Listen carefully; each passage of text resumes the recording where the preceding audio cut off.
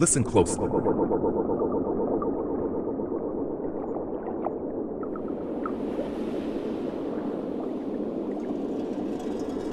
For I speak of a world unseen, a realm of profound mystery and breathtaking extremes. The deep ocean, it is Earth's final frontier, not above us in the stars, but below, where light dies and pressure reigns. A vast and wild domain that defies imagination, so immense that it covers over 60% of the planet's surface, and yet we have explored less than 1% of it. Let that sink in. We have better maps of Mars than we do of our own seafloor. This world beneath the waves, this abyssal realm, has long been shrouded in myth, ignorance, and wonder. For centuries, humans believed it was lifeless, a place too cold, too dark, too crushing for life to exist, a watery void. Sunlight, that ancient painter of life, fades completely just 600 meters down. Below that, a blackness so complete it erases color, erases time, erases the sun itself. And yet, life exists there. It thrives. It took the pioneering voyage of the HMS Challenger in the 1870s to gather the first compelling clues, dredged specimens from impossible depths. But it wasn't until the 1960s, with the advent of deep-diving submersibles, that we glimpsed the truth with our own eyes. The deep ocean is not dead. It is alive, teeming with bizarre, beautiful, and often unclassifiable creatures, a biodiversity so alien it rivals the strangeness of outer space.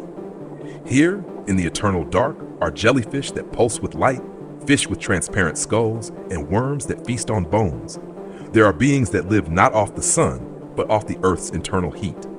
Chemosynthetic ecosystems, clams, shrimp, and bacteria that feed on methane and hydrogen sulfide from volcanic vents. These ecosystems rewrite the very definition of life on Earth.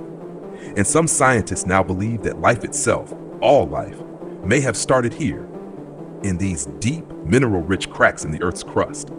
Not in the shallow tide pools we once imagined, but in the furnace of the abyss. This is not science fiction. This is science, stranger than fiction. With each robotic dive, with each sonar scan, we uncover new marvels. Deep-sea corals older than human civilization, sharks that live 400 years. Isopods the size of puppies, creatures that glow, change sex, or create antifreeze in their blood. And yet, we have only just begun. Over 3/4 of known seafloor species have been discovered in the last 2 decades alone. How many still lie beyond our grasp? But this isn't just a tale of discovery. It is a warning. Because while we've only scratched the surface of the abyss, we are already destroying it. Let me take you to the scene of the crime. Bottom trawling. Industrial fishing vessels dragging massive weighted nets across the seafloor, ripping up everything in their path. Corals that took 1,000 years to grow, sponges older than the pyramids, entire ecosystems gone in hours. This isn't fishing. This is plundering, like clear-cutting an ancient forest to catch a squirrel, like dynamiting a cathedral to pick up coins from the floor. And what's worse, most of this happens in the high seas, international waters. No nation owns them. Few laws govern them. There is no accountability, no watchful eye, and that's just one threat. There is more. Land-based pollution, mercury, PCBs, DDT, seeps into rivers, flows into the ocean, and sinks into the deep. Chemical and nuclear waste has been dumped there for decades. The abyss has become humanity's hidden trash heap. Deep-sea oil and gas drilling pushes ever deeper, seeking profit in pressure zones never meant to be touched.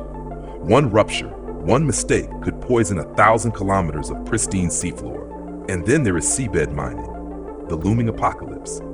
As demand for cobalt, lithium, and rare earth elements skyrockets to feed our hunger for batteries and green energy, corporations are turning to the abyss.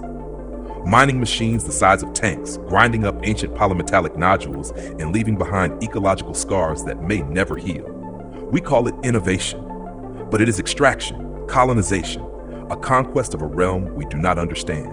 Even our climate change solutions come with a dagger hidden in the cloak. Some propose injecting CO2 into the deep ocean to lock it away, but we barely grasp the chemistry of these depths. What chain reactions might we trigger in ignorance?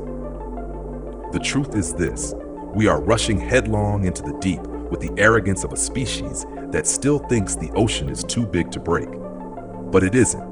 Already the deep ocean is warming. The conveyor belts of global current, vital to regulating our climate, are slowing. Acidification threatens the delicate shells of abyssal organisms. Microplastics have been found in the stomachs of amphipods 7 miles below the surface. What dies down there dies slowly, but what lives there lives forever, or it used to. And yet, in the face of this devastation, something remarkable is happening. For the first time, the deep is entering our imagination. Images of glowing siphonophores and gelatinous aliens flood social media. Films and documentaries showcase the breathtaking beauty of the abyss. We are falling in love with a world we thought unlovable, and love, perhaps, is the only thing that can save it. Thanks for watching. If you found this breakdown valuable, don't forget to like, subscribe, and share your thoughts in the comments. We've only just begun to explore the digital revolution, and you won't want to miss what's coming next. Until then, stay curious and stay ahead.